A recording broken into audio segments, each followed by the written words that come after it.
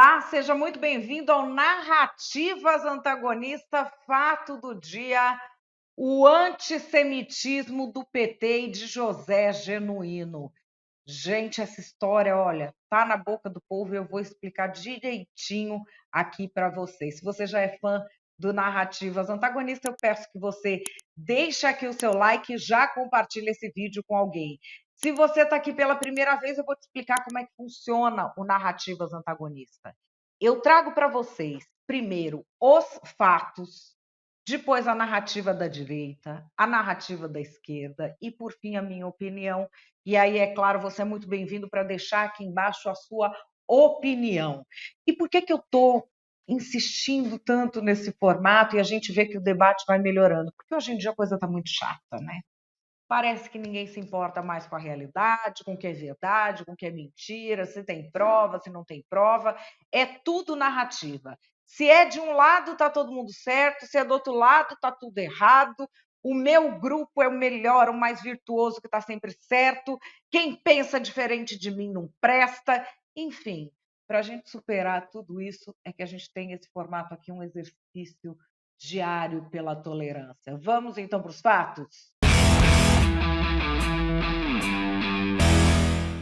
Vamos lá, como é que começa essa história? A gente tem aí ânimos super inflamados devido à guerra em Israel. É algo que vem trazendo polêmica no mundo inteiro, porque muita gente confunde você defender dois estados ou defender o povo palestino com defender o Hamas e atacar judeus. Essa confusão que a gente vê nas redes sociais aqui no Brasil, em muitos países ocidentais, ela tem se repetido.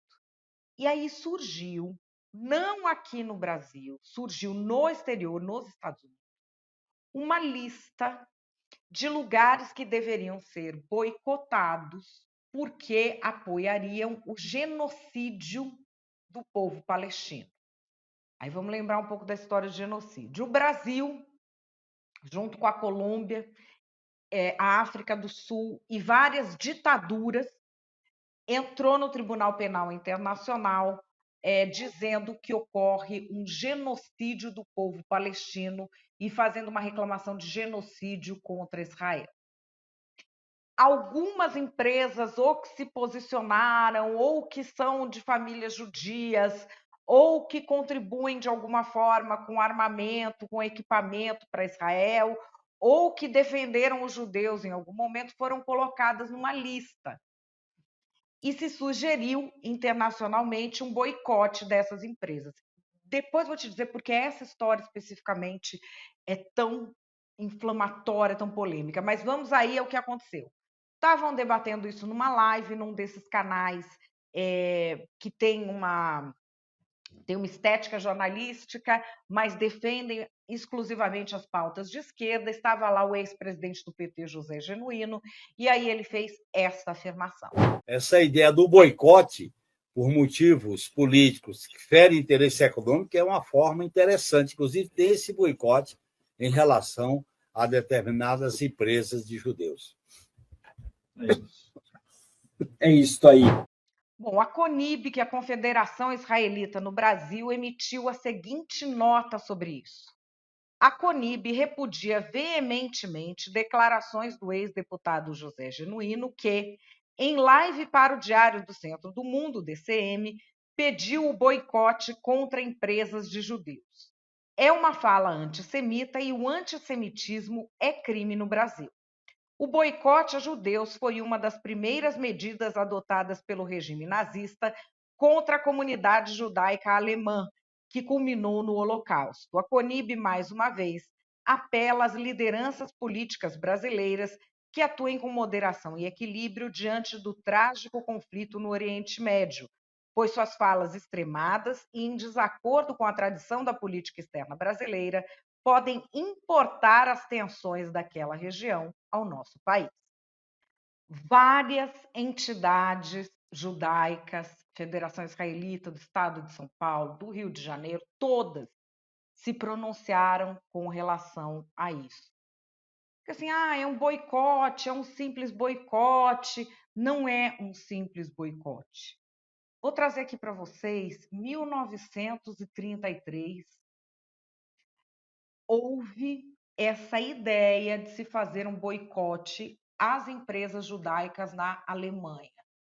Qual era a justificativa do boicote? A justificativa é que os judeus estavam fazendo uma propaganda ruim do regime de Hitler fora da Alemanha, porque é um povo que tem laços em vários lugares do mundo. E como eles estavam falando mal da Alemanha pelo mundo, eles teriam de sofrer uma represália. E essa represália era o boicote aos negócios dos judeus. Isso foi em abril de 1933. Vamos dar uma olhadinha aqui num filme histórico que circula aí pela internet. Bom, qual é a legislação que nós temos aqui no Brasil sobre isso? Por que se fala, o antissemitismo é crime? Porque é. E, inclusive, a gente tem jurisprudência do STF, que em 2003 julgou um caso que ficou famosíssimo na época, não sei se você se lembra, de um neonazista brasileiro chamado Siegfried Ellwanger. Ele é da primeira era ali da internet, a espalhar suas ideias pela internet. Isso acabou indo a um julgamento no STF para decidir sobre uma bola que está quicando. O deputado Guto Zacarias entrou com uma denúncia de racismo contra José Genuíno por essa fala. Isso seria racismo ou não seria racismo? Segundo a decisão do STF, no caso Ellwanger, em 2003, é sim racismo ou antissemitismo e deve ser punido como tal. O que aconteceu? Havia um editor de livros, o Siegfried Ellwanger, e ele fazia livro neonazista. Entraram na justiça e ele foi condenado pelo Tribunal de Justiça, pela primeira instância, depois pelo Tribunal de Justiça do Rio Grande do Sul, por racismo. E aí, ele entrou na época na justiça dizendo que os judeus não são uma raça, são um grupo religioso, pedindo um habeas corpus. O Supremo Tribunal Federal não deu, considerou que é sim racismo. Esse julgamento foi, na época, um dos mais polêmicos da história do STF, foi uma das grandes discussões que a gente teve no plenário. Queria até dar uma olhada, você não conhece esses ministros que estão aí, são os ministros que compunham a corte no ano de 2003. Vamos ver aí trechinhos do que eles decidiram, é um documento histórico muito importante. Antissemitismo é uma forma de racismo, exatamente por contrapor em sua filosofia duas raças, uma tida por superior à outra. Lembra a observação do historiador Raul Hilberg, de que a singularidade do nazismo reside no fato de ter utilizado o antissemitismo para a construção de sua doutrina racista e de ter praticado literalmente tal doutrina com a criação dos campos de extermínio. Este momento, portanto, senhor presidente, tão fortemente impregnado do sentido histórico que assume o presente julgamento, impõe, por tal motivo, um instante de necessária reflexão sobre o significado do grave compromisso que o Brasil assumiu ao subscrever a Declaração Universal dos Direitos da Pessoa Humana. Os deveres irrenunciáveis que emanam desse instrumento internacional incidem sobre o Estado brasileiro de modo pleno, impondo-lhe e aos órgãos nele estruturados, notadamente ao Poder Judiciário e a este Supremo Tribunal Federal em particular, a execução dos compromissos instituídos em favor da defesa e da proteção da integridade e dignidade de todas as pessoas, de quaisquer pessoas, de todo o gênero humano. Não se contesta, por certo, a proteção conferida pelo Constituinte à liberdade de expressão, tal como já ressaltado. Todavia, é inegável que essa liberdade não alcança a intolerância racial e o estímulo à violência, tal como afirmado no acórdão condenatório. Há inúmeros outros bens jurídicos de base constitucional que estariam sacrificados na hipótese de se dar uma amplitude absoluta e intangível à liberdade de expressão. Vou aqui recordar para os ilustres colegas toda essa passagem bíblica ou histórica de tudo que aconteceu com relação a esse povo. Mas, em face exatamente dessa situação, cria-se inclusive no vernáculo a palavra judiar, ou o verbo judiar. Por que o verbo judiar? Porque os judeus teriam judiado com Cristo. E há uma separação no mundo. Até hoje é judiaria. Pois ainda tem essa expressão que é plenamente vernacular. O sofrimento desse povo.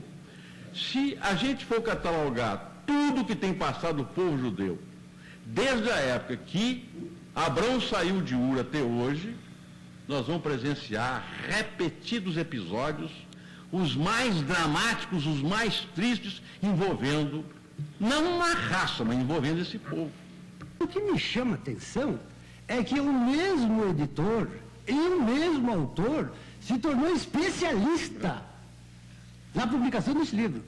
Em outras palavras, se ele se propusesse como um editor de excentricidades, eu até consideraria com alguma generosidade este habeas corpus.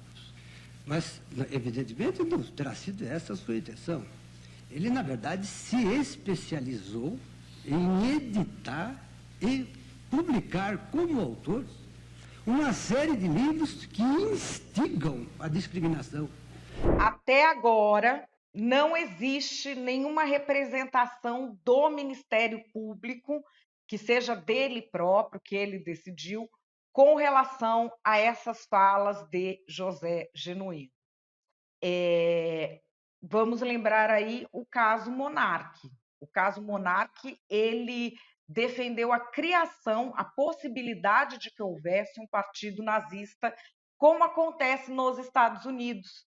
Eu sou contra, ele é a favor disso. Por isso, ele sofreu todas essas sanções que a gente está vendo.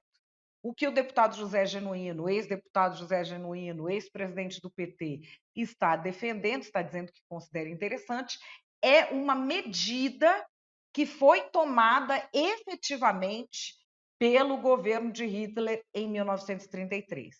É muito importante aqui fazer uma diferenciação. Não está claro que ele diz que seria esse boicote. O boicote na Alemanha nazista foi uma ação de Estado com amplo apoio da população. Aqui ele não fala em nenhum momento sobre ação de Estado, mas ele considera interessante este amplo apoio da população. Qual é a sua opinião sobre isso? Antes da opinião, vamos para as narrativas.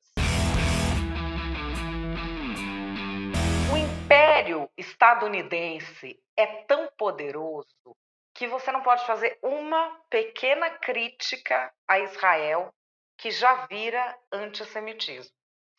Tudo é antissemitismo, tudo lembra os nazistas. Você não pode criticar Israel por promover um genocídio.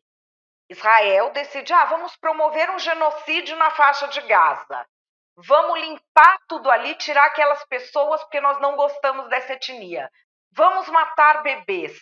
Vamos deixar os bebês sem perna. Aí, beleza. Tudo ok. Vai falar, genocídio é errado, como fez o José Genuíno. Pronto. Já vira antissemitismo. E assim, o poder imperialista tá aí, né? Ninguém está falando em boicote de judeus. Ninguém está falando em boicote de um povo. O boicote que se está falando aqui é a empresas que estão apoiando um genocídio. E qual é a prova deste genocídio? A prova deste genocídio é que a África do Sul fez uma denúncia de genocídio ao Tribunal Penal Internacional. Quem ainda assim continua apoiando Israel é genocida. E assim, a denúncia já foi feita, mas nós, como pessoas, temos sim de boicotar. É por isso que José Genuíno falou que considerava o boicote interessante. Agora vem aí a má-fé do imperialismo, a má-fé da extrema-direita brasileira, querendo ali dizer que isso é nazismo. Nazismo é o que fazia o pessoal do Bolsonaro, com um copinho de leite, aquele ministro dele da estética nazista, isso é neonazismo. O monarca que eles adoravam, isso é neonazismo. Agora, querer colocar essa fala do José Genuíno no mesmo balaio é muita disfarçação. Eu fico pensando como é que os isentões dormem de noite, como é que põem a cabeça no travesseiro depois de ver isso que aconteceu. Porque assim, essa fala do José Genuíno antissemita, fala antissemita agora pro PT, parece que é a nova cartilha deles, né? Vão aí, acho que eles vão substituir o estatuto do partido pelo Mein Kampf daqui a pouco. De tão escancarado que tá o negócio. Aí vem o José Genuíno e fala, ai, que legal isso aí. Quem que fez isso aí já na história? O Hitler. Ah, o Hitler fez? Ah, beleza, estamos achando legal. E aí? Cadê o Ministério Público? Gente, quando foi o monarca que não falou nem metade disso, parecia que ia acabar o mundo. Ninguém mais pode falar com o monarca, tem que ser expulso do país, tem que sair de todas as redes sociais, e vai lá o STF se mete, isso e aquilo. Cadê o STF agora? Cadê Alexandre de Moraes? O Zé Genuíno, vamos primeiro boicotar. Daqui a pouco ele está atacando lá uma estrela de Davi na porta do comércio. Depois vai obrigar a pessoa a colocar a estrela de Davi na roupa. Vai bem, né? Vai bem nesse tipo de regime autoritário que o PT gosta e que sempre gostou. E aí, assim, eles ficavam acusando de neonazismo quem? O Bolsonaro. E os isentões têm muito mais culpa do que o PT porque embarcaram nessa. Vocês lembram? O assessor do Bolsonaro foi mexer no terno. É neonazismo. Não é sinal de ok, é neonazismo, supremacia branca. Eles botavam o copo de leite ali no nome deles na rede social. É neonazismo. Tudo é neonazismo. O ministro vai fazer um pronunciamento com uma música clássica ali, uma estética de um gabinete. Essa estética lembra o nazismo, vamos tirar o ministro. O Bolsonaro tirou o ministro por causa desse mimimi. E como os isentões não apoiaram o Bolsonaro nisso, foi se corroendo. Puseram o PT de volta, fizeram o L embaixo da mesa. Aí tá aí o que vocês queriam. Agora nós temos algo verdadeiramente neonazista sendo dito, a imprensa calada, o Ministério Público dormindo e as coisas avançando. Faz o L agora.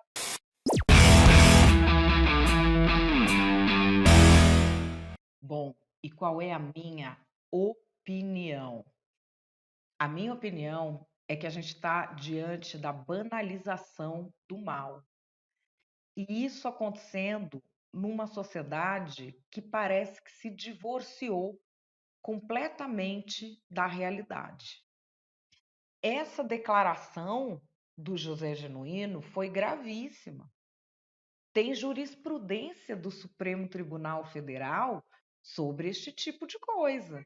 É de 2003, foi julgado, foi decidido que isso é antissemitismo, isso é racismo e que tem de ser tomadas as providências. O Ministério Público, que é tão ágil para patrulhar piada, eu digo patrulhar porque uma coisa é o discurso objetivo, que é o que fez o José Genuíno pregando um boicote, e a outra coisa é o discurso subjetivo, que é uma piada ou uma ficção sobre determinado tema. O Ministério Público é tão zeloso que vai em cima de piada, vai em cima de comediante. Cadê esse zelo sobre o discurso objetivo, sobretudo um discurso objetivo que já foi feito e que já deu tão errado quando ganha ressonância e volume numa sociedade? O grave é a falta de reação. Isso você ouve em todas as teorias sobre banalização do mal. O mais famoso a falar disso é o Martin Luther King, que não é o que fazem os maus que preocupa, é o silêncio dos bons. Durante muito tempo, eu ficava me perguntando, talvez você também, como que a gente pode ter um regime nazista no século passado? Como que as pessoas viam aquelas atrocidades e continuava daquele jeito?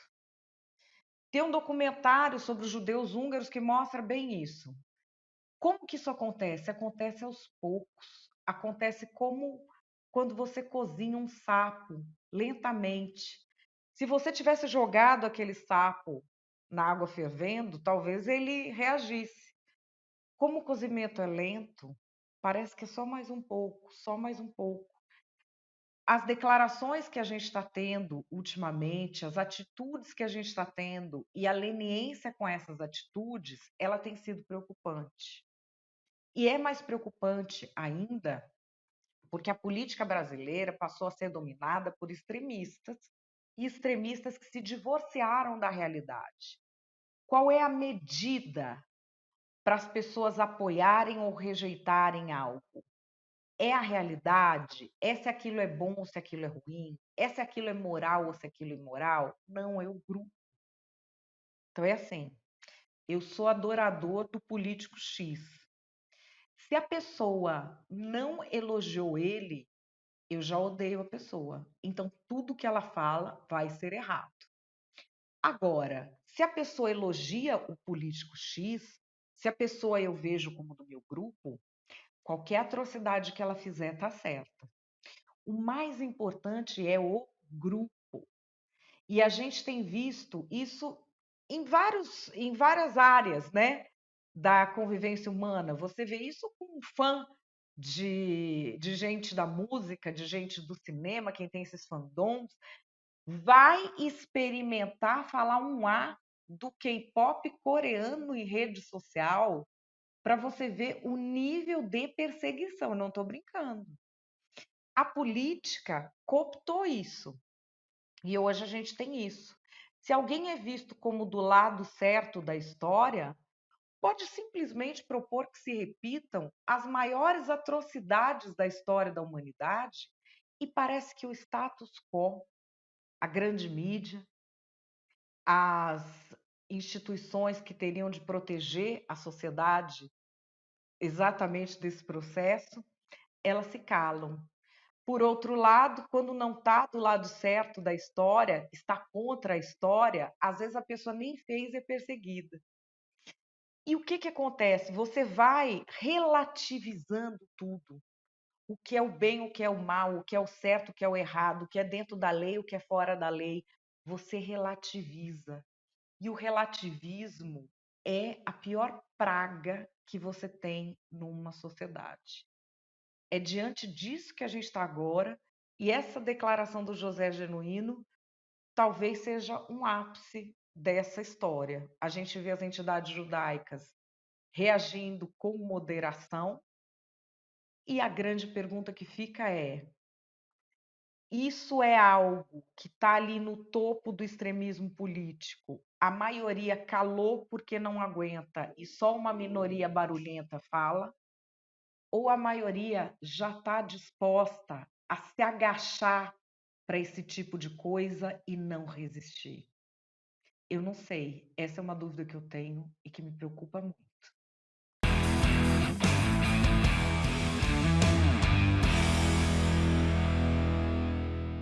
Bom, narrativas antagonistas vai ficando por aqui. Assunto denso, assunto pesado de hoje. Não esquece de deixar o seu like, de compartilhar esse vídeo. Eu quero ouvir você aqui nos comentários. Me diga aí o que é que você pensa sobre esse tema. Combinado? Amanhã eu tô de volta às 5 horas da tarde. Grande beijo para vocês e até lá.